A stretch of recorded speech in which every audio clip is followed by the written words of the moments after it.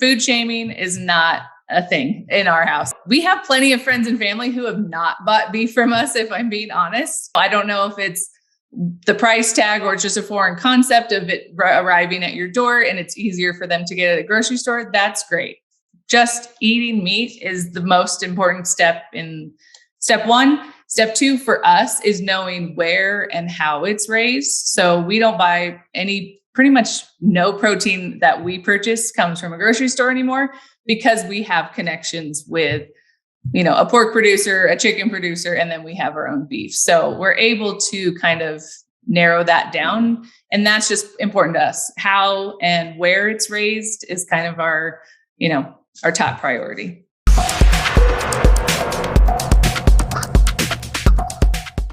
We've got Jeff and Michelle Howland in here today. Anyway, well, thank you guys. First of all, thank you guys for doing what you're doing. Anytime I talk to somebody who's making food and feeding me, man, I'm so thankful. It's a hard job. It's a lot of work. I'm sure you get some joy out of it, but at the same time, I just think that people that feed us are so underappreciated, and I think it is so incredibly important. So, and you guys are up in what, Bozeman? We are. We're like 15 miles outside of town, so just far enough. Very good. Maybe I was up in Big Sky earlier this year. When it was freezing, it was like 25 below this year. Yes, and we were feeding cows. Cold snaps. Yeah, we were feeding cows. Yeah, I bet. Yeah, I saw a bunch of them up there. I was like, at least there's cows up here. It always makes me feel good when there's cows around. I don't know why. And they're surprisingly good in the cold. People always are like, don't you have a barn for them? I'm like, they were made for this weather much better than we were. Yeah. I mean, I guess it depends on the breeds. I guess, yes. Was it the Boss? I can't remember the Boss Indicus or I don't know. There's different, the Northern European breeds versus Southern breeds. And some of them are better for heat. And I think correct. Absolutely. Angus do well in the heat and not in the heat, in the cold and that type of stuff. Well, before we get into it, let me give you guys an opportunity to share who you guys are. Because, I think most people are figuring out you got cattle, but tell us a little bit about it. All right. So we are Jeff and Michelle Howland. We own Belcrest Farms in Bozeman, Montana, and we are first generation ranchers.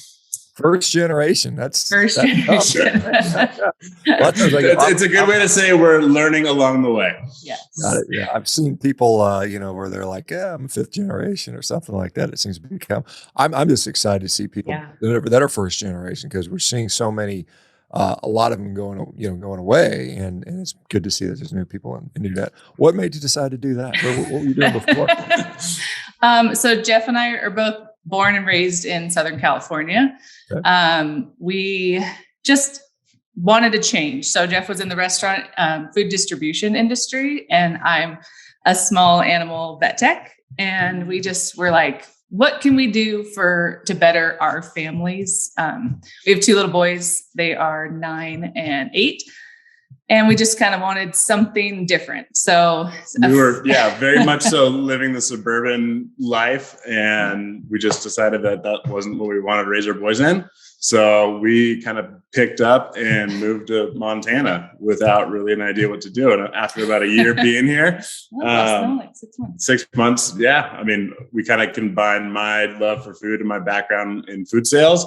And Michelle was a vet tech, so her kind of love for animals. And we had seen a couple of people that were doing direct to consumer beef sales, and we decided that's what we wanted to do. Very nice. Well, I mean, just Michelle, just in case you probably figured this out, but cows are not small animals, right? That was not my specialty. In my vet tech program, I learned about equine, bovine, all different animals, but I specialized in actual working for almost 10 years in small animal hospitals. So cats and dogs, like 99% of what I did.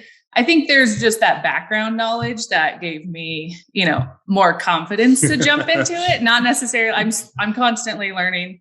I have lots of friends who are veterinarians who really kind of drive home the bovine stuff for me and help with those facts. And I even went back to notes that I had from school and was like, I should, refresh my knowledge of all of that. And it just helps to have someone on the farm that has some animal science background. That's her.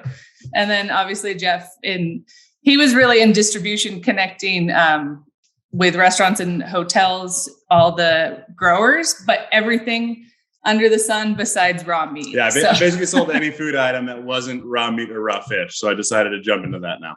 Yeah. And we're in Southern California, because I lived in there for a while. Where were you guys located? We were in Rancho Mission Viejo right before we left, which is just inland from San Juan Capistrano. We both were born and raised in Laguna Niguel. So I lived in Laguna Hills, so I know exactly. There you go. Yep. As are. In fact, I was in Laguna Beach up until I think yesterday or the day before. Yeah. Oh, very cool. Yeah. And we had no connection to agriculture in our lifestyle. And I was just mentioning this to someone yesterday. When we lived where we were born, we didn't know a single rancher. I rode horses my whole life, but even in that industry didn't necessarily mean that I knew anybody who produced food. So it was definitely kind of like an eye-opening experience to think like, hey, how do we combine? I wanted our kids to grow up on a ranch. So how do we combine? Jeff wanted to start a business and I wanted ranching to be a part of our lifestyle, not necessarily thinking it would be our business that would eventually, be a money maker for us. Hopefully someday that happens. Someday soon. But it just was kind of like a mesh of what we wanted together. So, and he was crazy enough to listen to my ideas. Yeah, and I mean, there's a lot of us. We're all a bunch of meat eaters in this audience for the most part. I think all of us are, quite honestly. I would imagine so. So, and many of us, probably thinking in our back mind, man, I'd love, just love to have my own access to my own supply. And I'm just looking at, as you probably are finding out, there's a lot to learn, and there's a lot of things that can go wrong, and there's a learning curve. First of all, why Montana? What made you? Because Southern California's got beautiful weather. It's you get the beach down the road. It's sunny. It's warm. It's never really cold. It's not very humid. And then to go up into Bozeman, Montana, where, like you said, it's 20 below zero in the winter. What compelled you to go there? So when I was a kid, I grew up coming out here riding horses in Big Sky. When I was little, actually, when we moved, I found all these like pictures that I drew from elementary school saying, I want to live in Montana and be a horse girl and a shop girl. I don't know what those mean as a, third grader, but it just was a special place to me. And Jeff and I went on a vacation, came back, and a switch flipped. And I was like, we need to get out of here. I don't know really, like nothing big happened. I was just like, we need a change. And when we started talking about it, I was like, how about Montana? Because I loved it, and Jeff had never been here. So growing up in Southern California, I was a lifeguard through high school and part of college. I love the beach. It's an amazing place to live. I think it's changed a little bit since, we were kids growing up, and we just decided, I think, after we got back from a vacation one time, we just had a realization, like our kids were 5 and 7. It's like, I only have 11 more summers with them before they're off to college and probably, too cool to hang out with their dad anymore. So I need to enjoy that time while they're young. Yeah, I think the too cool is probably about 13. They're too cool to hang out with. Okay, we're not there yet. I can only imagine. I've got kids in that range, and it's kind of funny. What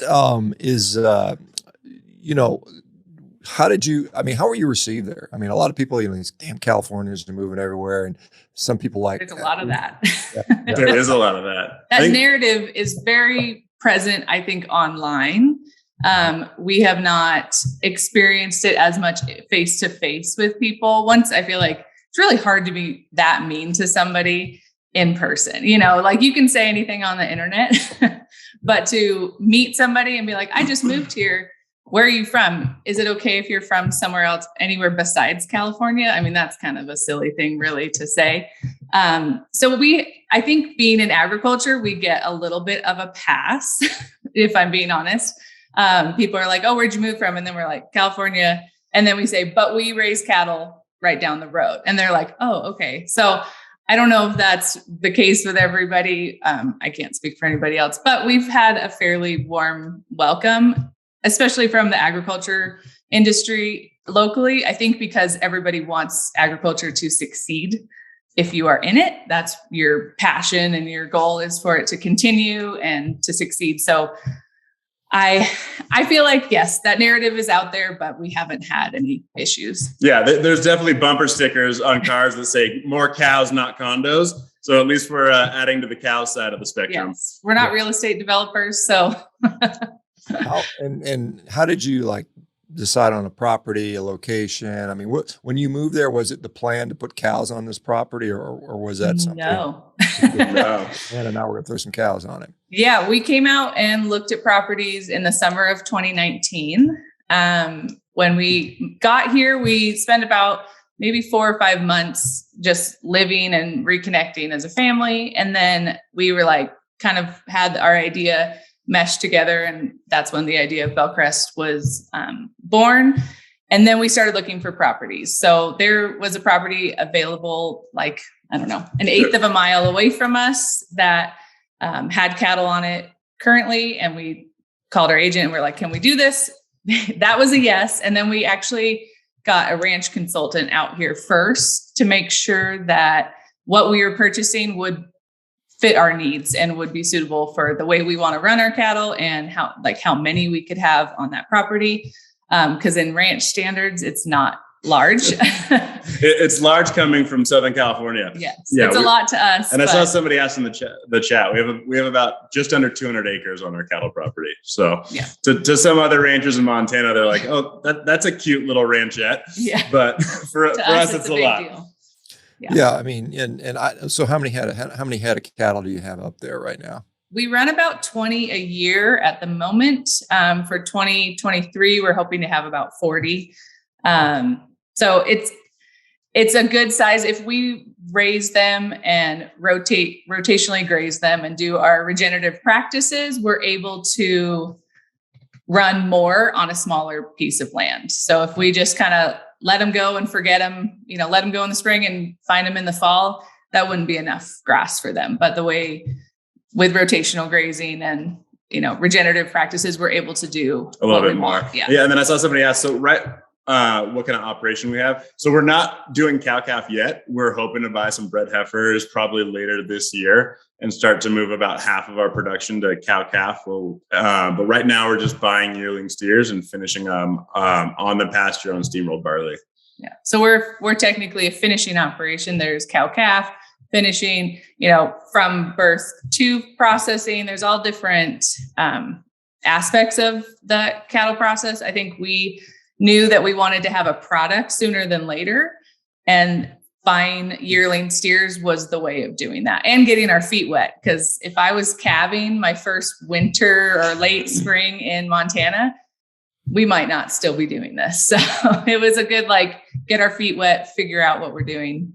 Yeah. So, and the yearling steer, I mean, what are they coming in? What, like 800 pounds or something like that? Yeah. It depends on, they can be short yearlings, long yearlings, right around the 700 to 900 pounds. Yeah. We just picked up 10 last week that averaged 707. And then the ones we took to the processor, about a month ago ended up about 15 to 1600 pounds. Wow. That's pretty. And how long? Yeah. They put on quite a bit of weight. How long did you have them on your finishing operation? So those ones, we try to do a minimum of 180 days, so 6 months. And those ones, we're pushing just close to 7 months. Yeah. Wow. So that's actually pretty impressive to get from, 800 pounds to 1,500 pounds in 7 months on not, I guess you guys include some barley in there. Yeah, I think that we had them longer than 7 months. I think they were finishing for about 7 months though. Yeah, we always do a minimum of the 180 days. That's our goal. We just find that with the barley, the marbling is nice. That's a good amount of time to get a consistent product. I had somebody ask, why we grain finish. Consistency and the marbling are the two main reasons. And we prefer barley finished beef personally. So we didn't really want to do something that we don't personally enjoy. Not that I don't enjoy grass finished and grass fed, grass finished beef, but that's not what we choose personally. So I felt like this was a way to be passionate about it because that's what we like to feed our family. Yeah, I think barley is very commonly used in Canada. I think Alberta does a lot of barley finishing up there, if I'm not mistaken, which is, just up the road. Yeah, we're not too far. So it's, you're regenerating, you're moving the cows, regenerating the soil. That's hopefully increasing the carrying capacity. So how many cattle were on there when you bought the place versus what do you guys project you'll be able to put on there? Yeah, they were running the summer that we purchased it. They had 30 pairs. So, Mom and a baby. Yeah, mom and baby. So 60 head total. And they grazed the property split kind of in half, where half is more hilly with a little bit of sagebrush that they didn't even really run the cattle on. Because there's a live creek going through that kind of separates it. So about 100 acres that they had the cattle on, doing 30 pair for about 4 months. Okay. And that was just letting them out there go whatever they want. They weren't mob grazing. They weren't rotationally grazing anything. They were just kind of throwing them out there and picking them up 4 months later. So, I mean, it's kind of a hybrid operation you're in, which I think is interesting because, a lot of people, I think you can graze in a way to restore the land, and then you can still finish in a different way, perhaps that provides maybe the consistency and quality that some people prefer. I know I've had some grass-fed beef that I didn't much care for. I've had some that's been really good and well done. Yeah, and then I've had grain-fed, same thing. And I, like I said, I tend to like a little more fat, just because I don't eat a lot of, I'm not having any carbohydrates in my diet. So I need to get energy from something. Do you guys, what do you estimate? I mean, I guess you had a ranching consultant. I don't know if I assume it was a regenerative ranching consultant. Correct. Yes. What's the estimate on the ultimate carrying capacity of that 200 acres, you think? It would really depend on the time of year, because we're so seasonal with our weather. So I feel like with the yearlings, we are trying to purchase them twice a year so that we're constantly finishing and having product available. I think that's one thing that when I was researching direct to consumer, having a huge gap in availability was such a turnoff to a lot of people, where you have one restock and then 6 months later is the next time, or a year later, you're not going to have any beef. So we really try to make sure that we are taking the bigger ones, finishing them, we're just constantly rotating our stock. And that allows us to run probably a little bit more, because we're not doing one big, calving season. And then we have to feed all of those, hundreds of cattle until they're the right weight. We're buying smaller amounts at a time and kind of rotating them through our land. We do hay our land. So that backside that Jeff was talking about with the creek and the sagebrush, that's available when our hay field is not for the cattle. We're hoping around 60 is probably our max total for the year. They wouldn't all be there on the same time, but that would probably be our max at that property. And we'd have to lease some other land if we wanted to expand beyond that. What's the breed that you guys are? Black Angus. Yep. Yeah. That's something which certainly for the winter. I know we had a controversial thing where Kansas, where a bunch of black cattle, they might have been Angus, I don't know, that passed away due to the heat, and a lot of people think it's in Kansas, a plot to destroy the food supply, and I'm like, no, it's probably a real legit thing. I mean, from what I've heard from livestock veterinarians, that it was kind of the perfect storm of heat and body condition. They were large, ready to slaughter, potentially ready to go to processing or something like that. So they were just big, and it was hot and unseasonably hot. So I don't think any conspiracies back there. Yeah, I know we like the conspiracy theories. And I don't think it's a conspiracy. I think people are trying to get us to cut down on meat consumption. I mean, that's open. And I unfortunately agree with you on that. Yeah, that's not a conspiracy, but I don't think this part had anything to do with it, quite honestly. It does expose some of the problems inherent in the U.S. Finishing system or cattle feeding system, because you've got this concentration of animals in the Midwest, and if it's it's cold snap first, and then it gets hot real quick, and it doesn't get cool at night, and then they're fat cattle, and they're all clustered on a hot surface where there's no ground cover, on and on and on. What made you guys decide, as you moved up there, there's a lot of ways to run cattle, and a lot of ways to finish it. You could do I think, I'm trying to remember who told me this, but he called it the Columbus method, where you turn Christopher Columbus. Yeah. You'll find them, you go to Discovery, where your cattle ended up in October or whenever. Yes. Maybe September in Montana. What made you guys decide, hey, we're going to do this regeneratively? What was the allure to that for you guys? Go ahead. Yeah. I mean, I think, sorry, funny. I think somebody asked in the chat if we took any HMI courses, which was one of the regenerative organizations. Our ranch consultant, I think, actually worked with HMI, and it was something that, I mean, we're very aware that there's that stigma about meat. The company I worked for 10 years, I mean, we were primarily a produce company, and then we evolved into, any other type of food that wasn't raw meat or raw fish. But, a lot of times we had Impossible Burger come in and Beyond Burger come in. And I definitely saw that, I mean, from when those started, and that push for, and it really was like, I mean, yeah, it was a plant-based diet push, but it was very much so like an anti-meat push as well. So we knew that, we were going to be going up against that in the future. And at least, I mean, one, the regenerative way is it's the right way to do it. It's how to be the best steward of your land. And economically, in the end, I mean, you're getting more out of less land. I mean, land's not cheap. They're not making any more of it. And with how prices have gone on here, we're not buying any more of it. That's for sure. So, I mean, I think it's just the best combination of, getting the most out of your land that you can, and having those best practices is best for the environment. Kind of leaving it better than we got it is our goal. We don't want to just deplete it. We want to be able to add eventually sheep over there, or any other type of livestock that we want to add to our meat program. We want to have room for them and grass for them to eat. So it's definitely, I think it's a little new age. And that's one thing we've talked about. Like, we're first generation, we kind of have the luxury of deciding what we want to do. We don't have, 5 generations of tradition behind us. Sometimes I wish we did, if I'm being honest. I wish we had some of that just family background, so we could go to our grandpa and be like, what should I do here? We don't have that, but we do have other ranchers who are willing to share if we're willing to listen. So I think we've just kind of meshed together, like, what we see as the best of all practices. And that's, like I said, a luxury that we have as first generation ranchers. Yeah. I mean, well, in some ways, having grandpa that did it, but maybe grandpa was doing it in a way that wasn't the best way. Because grandpa knows everything. Well, maybe he doesn't. And maybe the other things that come out, and you find, like you said, the practice is going to restore land the best that you can, because, you can deplete the land. We see that, and we've seen that tremendously, where the soil's getting depleted and the biomass is going away, and we just have this, soil that's not fit for much of anything after a while.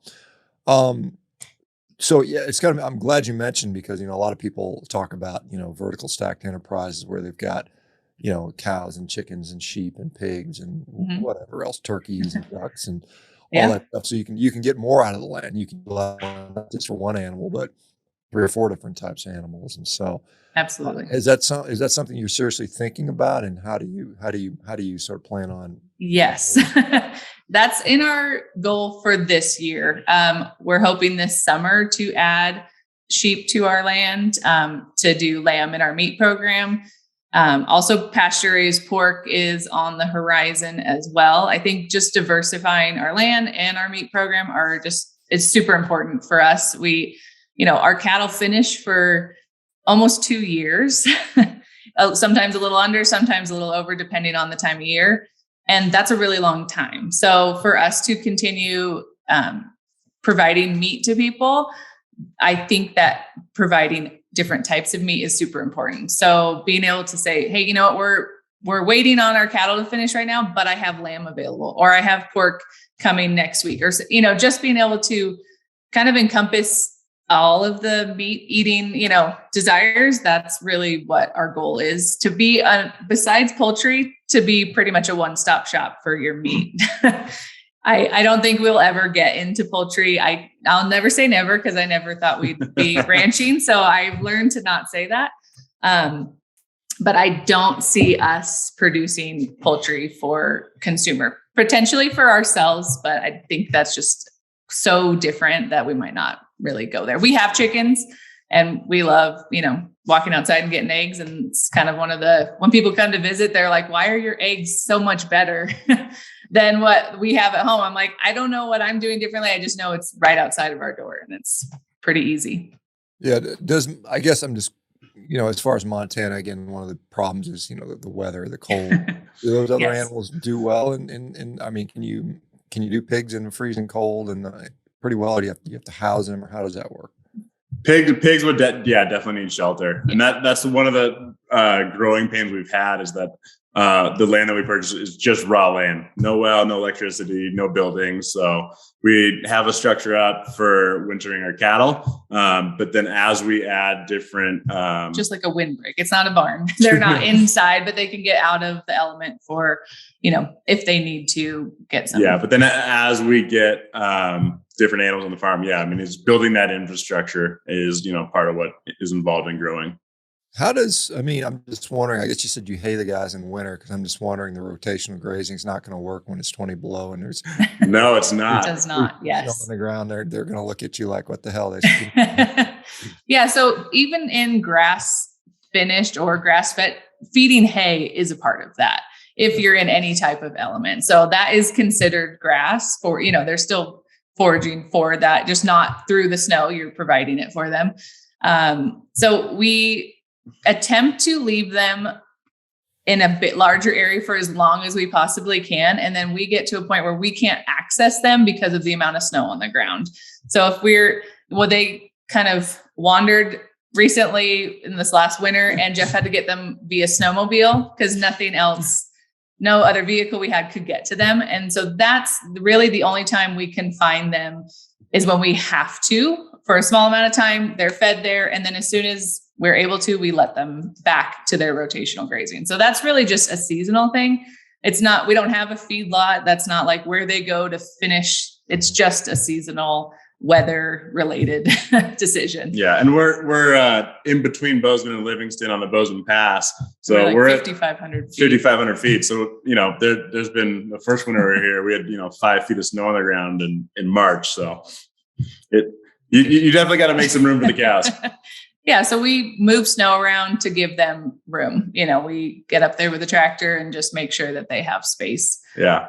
So I just noticed somebody mentioned, stockpiling forage, like what Gabe Brown does. We actually just attended a seminar in Big Timber, Montana. That was put on by Gabe Brown, who is one of the guys behind the Kiss the Ground Netflix, which is it was amazing, learning from him and getting to do all that. But I think that's one of the most important parts is just always learning.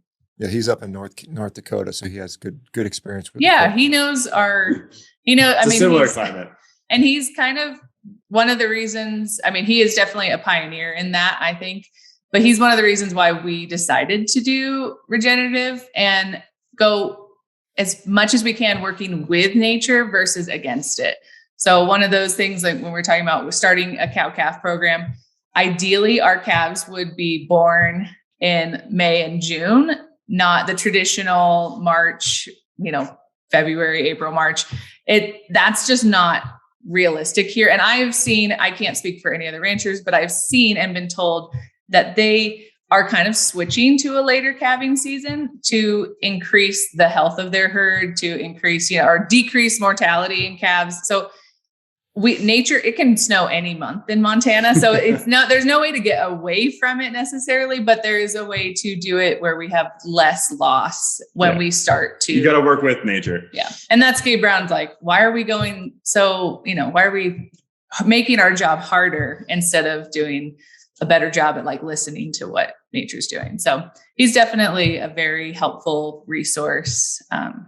And somebody that we look up to for sure. That's very good. Now, let me ask you, because one of the issues that many people in the industry have is the processing can be a challenge.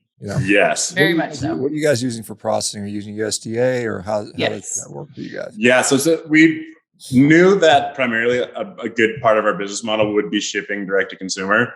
A lot of friends and family back in California. So since we're shipping out of state, we're required to only go through USDA processors. And that has 100% been the most difficult part of starting this business. Yeah. So, like one of our ranch consultants that we were talking to before we started said, and that was kind of, first couple of months of the pandemic is when we really started going. He said, don't bother buying cattle unless you have processing dates, because it's not like a wine where they're going to get better with age after a certain point. It's you need to be able to get a process. So it's definitely a bottleneck in this industry. I don't know if it is in every state, but in Montana, there's only a handful of USDA processors. So we got on the phone as soon as we were like, okay, we're actually doing this. We need to make sure we have dates for them. And we book anywhere between a year and 18 months out for processing in order to guarantee that we have a place to go. Mm-hmm. So we tried a handful of them in the state and one in Idaho, which is actually closer than some of the ones in Montana, which was funny. But we ended up one that is only about 45 minutes away from us, which is great. It's just the one that we ended up working the best with and getting the best, most consistent product. Like I said before, consistency, I think, is our biggest, just a top priority for us, because I don't want somebody to order it one time and not like it or love it, and then the next time it not be what they were expecting. So consistency is key for us. And it's imperative to have a good relationship with your processor, because you spend so much time, I mean, feeding every single day, spending time making sure these cows have, an amazing life and one bad day. And then you pass it over to the processor and it's out of your hands. And it's kind of based on how great your relationship is with them to make sure you get the right product back. Yeah. And do you have any, so the processor's processing and sending it back to you and then you ship it from yourself, or how does it? Yes. We store it. We have a walk-in freezer, cold storage on our property and on our house property. So our cattle property is not attached. We can see it out the window. I can see it right now. But it's not, right next door. It's one property away from us. So where we live on our house, we have a full cold storage unit with freezers. So we keep it and we ship it directly to you. So if you get free, you can always go out there and pick something out for dinner. You got plenty. We eat all the broken seals. So things come back damaged or not to our standards. That's what we eat. We rarely hold any of the good stuff. Hold any of the good stuff back for ourselves, which is kind of, I think maybe, I don't know if people know that, I'm not stockpiling ribeyes and filet mignon, even though those are amazing. I give those first to the consumer because that's what everybody wants. So we eat, if there happens to be a ribeye that has a relaxed seal, then we will enjoy it. It's a love-hate relationship. So sometimes I'm like, oh my, look at this amazing tomahawk. Oops, I dropped it. Now the seal's broken. Can't sell that one. That doesn't happen. Well, I could see you like, darn, the processor left a little hole in the bag or something. Yeah, exactly. That happens. I mean, we all account for a percentage of that. And when it's a nice cut, then we are very thankful for it. But we eat a lot of ground beef. If I'm being honest. And so the processor breaks it all the way down into individual cuts. Or are they doing? Yes. Individual cuts. Everything's pack and wrapped, to how our cut list is. It changes seasonally. In the winter, I do more roasts. In the summer, I do more steaks. So it just what people are buying at what time of year is how we adjust that. I see. And I just full disclosure, I've had some of your beef and it's been wonderful. It was really, really, really delicious. Thank you guys. Thank you. That means a lot. Just to put that out there, because I eat a lot of steaks and I'm always happy to try somebody's stuff. And so it's a very good product. So do you as far as are you able to dictate hanging time at the processor and stuff like that? Yes. Yeah. That's actually something we've been working with them a lot on. Yeah. It's important to us. Yeah. And I think that's one of the big differentiations between sometimes, grocery store beef or something like that, where a lot of that commercial stuff is just going to be wet aged. We dry age we're shooting for 21 days. When we first started, we were kind of between 21 and 28 days. And I think there is that kind of fine line where, for the average consumer, it might get a little too funkois for them. But some people love that. So it's just personal preference. Yeah, but we need to appeal to the majority. Yeah. So I think, anywhere between 14 and 21 days is kind of a sweet spot.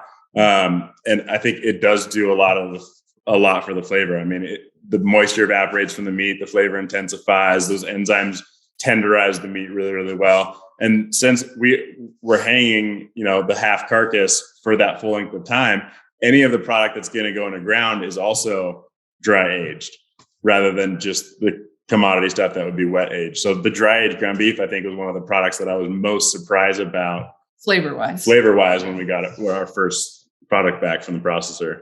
Yeah, that's something that if people aren't aware of that dry aging for 21 days, and I've had a lot of folks kind of figure that out, that's a really nice place to be. If you want to go pay at a steakhouse and get the 45 day. 45 day. Whatever, that's a different thing. And you know, the Yes. price is often reflected in that. But yeah, it does make a difference. And, you know, because I didn't realize this. I used to think that everybody kind of hung for at least 2 weeks, but those big giant, you know, 6,000 head of cattle a day, they don't have room, so they can keep it in there for 3, 4, 5 days. It's all aged, but just not in the same way and for the same amount of time.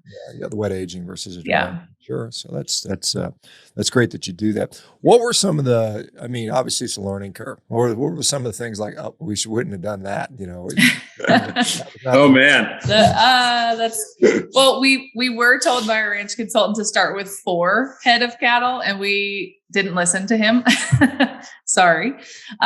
We just were like, that's not feasible. We're not going to start with 40, but 4 is just not going to work for us. So we started with 16, and we didn't start calving. Like I said, we started with a healthy year, just over a year old steer. And I think that was something that I would definitely recommend. I think I would have not quit both of our jobs. Well, we moved and we just went like full in head first, 2 feet for however you want to say it. We just went like bananas on that. I maybe would have been like, one of us should keep working and, you know, provide money coming in while we're trying something new. That would maybe be my advice for somebody that it's hard to do both.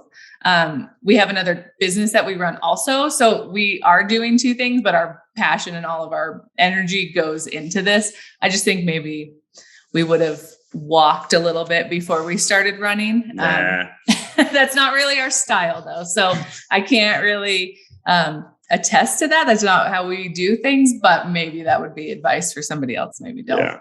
Yeah. I mean, you guys had a ranch consultant. I mean, you kind of, you know, you knew because, you know, you could buy a property and there's no water access and you're like, well, this is a problem or, you know, we tried to do some due diligence in that sense where we did the most that we could do. And then I think just being cognizant of the fact that we know we're first generation ranchers, we don't know everything, and seeking out that advice and consulting when we need it, whether that's, you know, from a paid consultant or, you know, through the awesome community of, you know, other ranchers that we've met along the way.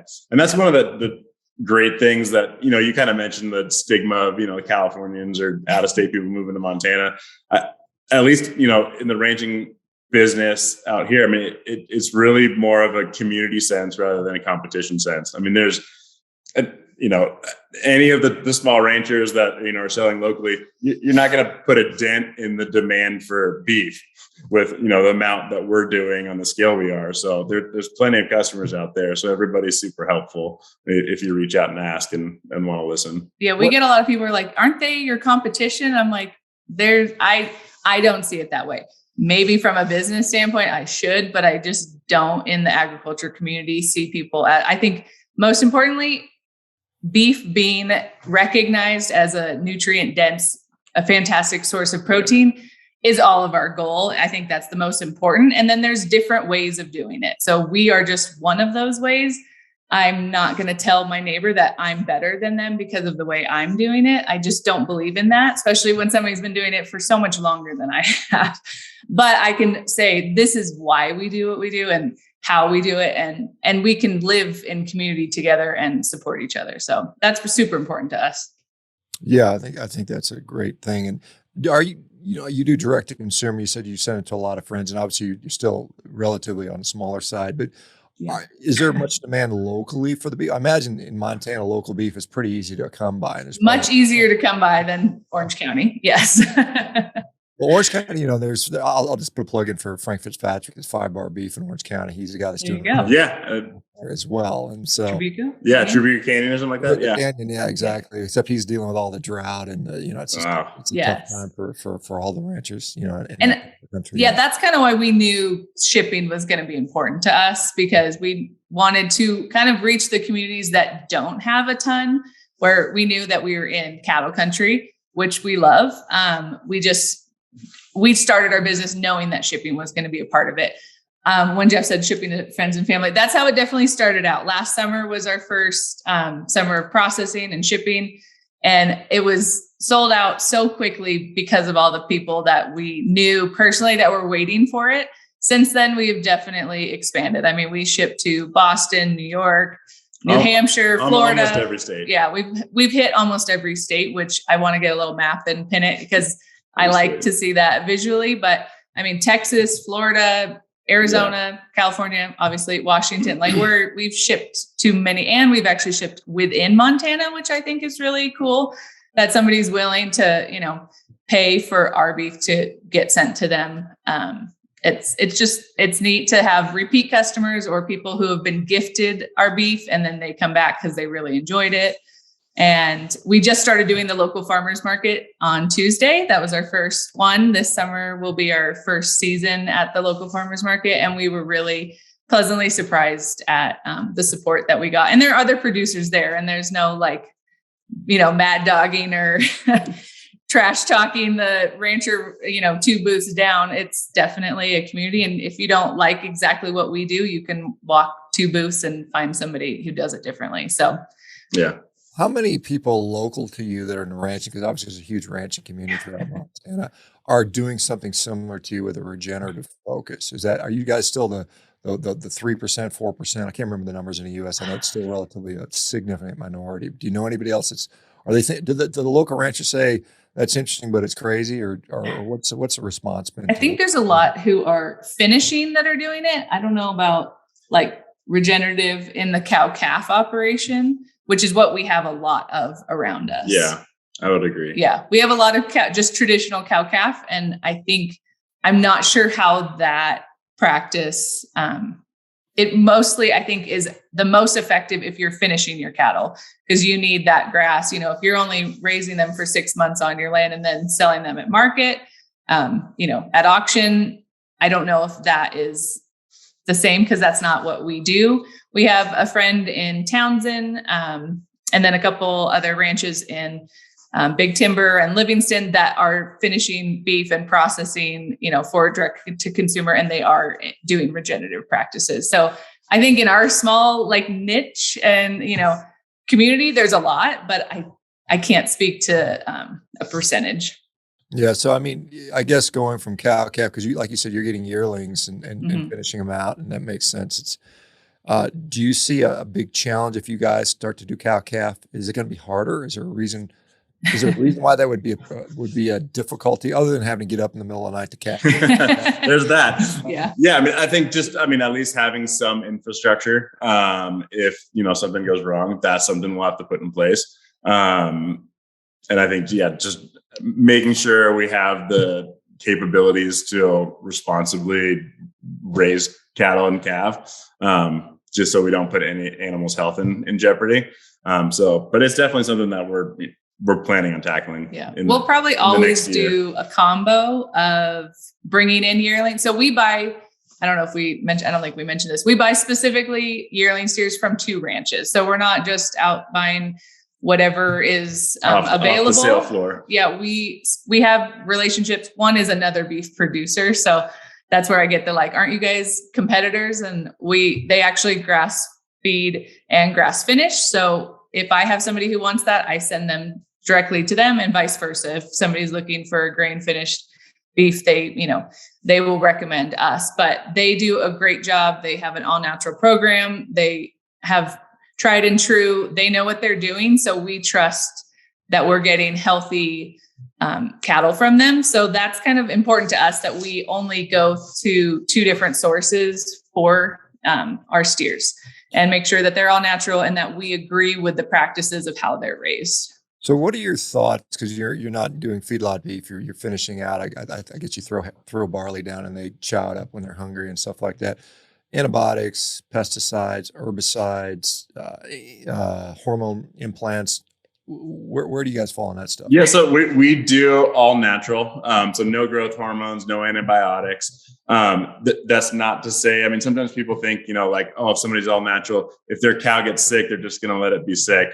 That's not the case whatsoever. And same with the ranches that we buy from. I mean, if a cow's sick, you're going to look out for its best interest in health. If it needs antibiotics, it needs to be treated for some reason. If they get like a hoof infection or something like that, you're going to treat it. You're just going to tag it, and it won't be for your meat program. Not everybody. That's how we choose to do it. we would eat it. So that's the thing. Antibiotics have a withdrawal period. Obviously you would, that's a pretty common thing in humans as well. But the withdrawal period, we would not be processing while that antibiotic is in their system. We would process it and save it for our family. So we would eat it. It would not go to waste because it is safe to eat. Yeah. We just don't put any beef that has been treated with an antibiotic into our direct-to-consumer beef program, just to give people transparency, peace of mind. That's really all that we're trying to do is, so you can follow us on Instagram and you can see that what you see is exactly what you get. We don't have like a feedlot hiding in the background where we're like, oh, look at our pretty green grass, but really this is where they live. It is what it is. We're small. And because we're small, we're able to do it the way we want. Yeah. And I think that's an important concept, the withdrawal period, because even animals that are, treated for, prophylactically with antibiotics, there's a 6 weeks. I can't remember the date. It's probably, I think it's something like 6 weeks withdrawal. And so there's nothing that substantially ends up in the meat from my understanding. And so it's good to hear you say that. But at the same time, if people prefer an animal, an animal that's never been treated, then that's I think that's great too, that you guys do that. Yeah. It's just kind of like a peace of mind. That's what we're shooting for. Cause I don't want to bash anybody. Like food shaming is not a thing in our house. Like we have plenty of friends and family who have not bought beef from us. If I'm being honest, I don't know if it's the price tag or it's just a foreign concept of it arriving at your door and it's easier for them to get at a grocery store. That's great. Just eating meat is the most important step in step one. Step two for us is knowing where and how it's raised. So we don't buy pretty much no protein that we purchase comes from a grocery store anymore because we have connections with, a pork producer, a chicken producer, and then we have our own beef. So we're able to kind of narrow that down. And that's just important to us. How and where it's raised is kind of our top priority. Do you guys, as far as, what was I going to ask you there? So you're finishing out, are you guys finding that, I forget what I was going to say. How do you guys, so as far as the direct to consumer thing, how hard is that? Oh, this is what I wanted to ask you. And I remember day in the life of, obviously you're on a computer doing, is it mostly working on a computer, selling stuff? Or are you spending most of your time out in the fields, chasing cows around and running fences? What's a day look like for you? I'm sure it's not every day's the same. Yeah. Seasonal, definitely. Seasonal has a lot the season has a lot to do with what we are doing. Yeah, the good part about working together is definitely divide and conquer. So I'm usually the one out feeding every day. So we don't necessarily feed first thing in the morning, but I think just consistently feeding around the same time every day. That's when we'll put out their finishing ration for the day, which is basically just barley and hay mixed together, even while they're on a green pasture. And then it's free choice that we put it out. They eat it if they want to, and they don't have to, but they like it. So, and it's just steamrolled barley. That's it. Literally, there's nothing else added to it. Yeah, and what's their preference? If given they can go munch some grass or they got some barley down, what are they gonna?